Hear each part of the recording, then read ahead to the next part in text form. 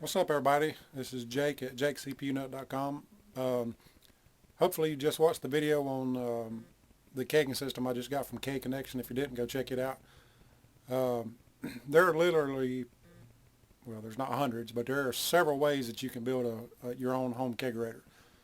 Um, you can buy the mini fridges. I know one of the more popular mini fridges is I think the Sanyo 4912.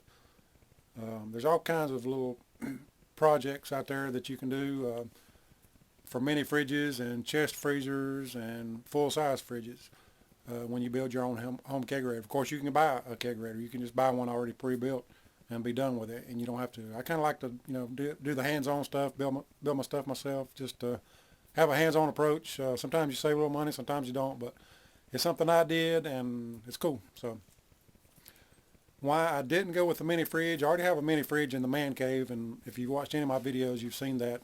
It's on the man cave video, I believe. The mini fridge that I have was just not big enough for what I wanted to do, and I didn't want another mini fridge. I didn't think it was going to be quite big enough, so I didn't go that route. The chest freezer option is another good option I looked at. You can find chest freezers all day on Craigslist or in your local trade news or whatever.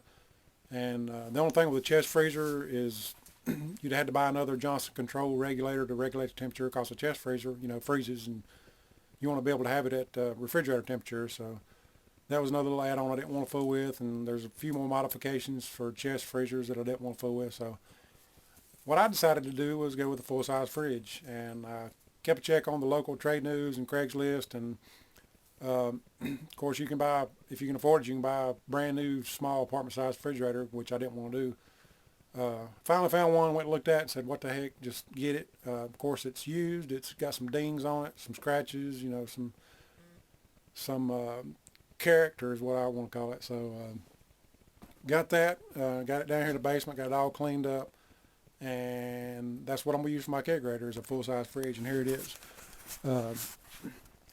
Like I say, it's a full-size fridge. Got out here in the working part of the basement, I call it, where I can work on some things. And like I say, it's got some dents in it. It's got some little places, and it's not perfect, but that's okay. It's going to be all right. I got some magnets coming. We got our little dry erase board already mounted on there. Jake's Home Brew coming soon. jakecpunut.com, of course. So. It's not a big refrigerator, so it's one of the smaller end ones, and that's what I was looking for. And when it's done, this will go in the man cave in there with the projector and the sound system, and where we hang out, when we have parties or just whatever, so watch movies. So I've got a place already for it, and it's just your basic fridge, freezer. Of course, I won't be using the freezer much, maybe for some ice, but just your basic refrigerator that's going to turn into a kegerator. They're called different things. Some people call them kegenators, some people call them kegerator.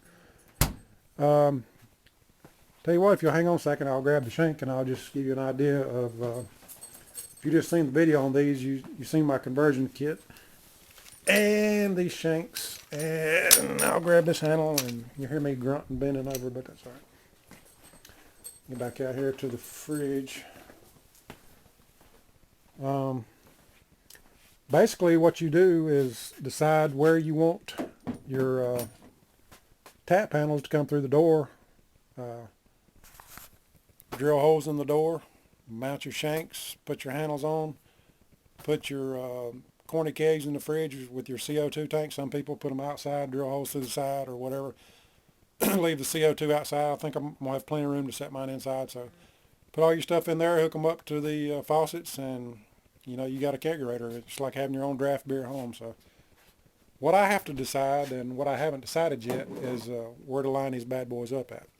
Of course, you've got several different options. You can mount them in several different ways. I've got a couple of spots inside that I've looked at, so I'm probably going to go, I think it's a little egg place where the eggs would go. If I could drill maybe a couple of holes in this section here, and of course these will mount through those. Get this up here a little bit so you can see a little better.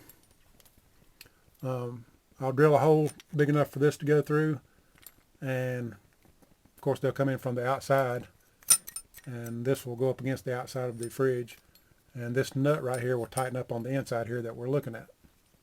So what I'm thinking is maybe either 1, 2 here, and then if I want to expand later I can go 3, 4. My door's opening while I'm trying to talk.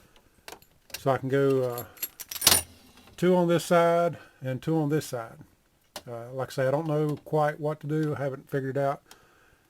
There's all kinds of ways you can mount them, I guess. So I just got to decide whether I want to maybe put 2 in the middle, maybe 1 here and 1 here, and then have the option, if I want to go outside and outside and add 3, 3 and 4 if I ever go that far.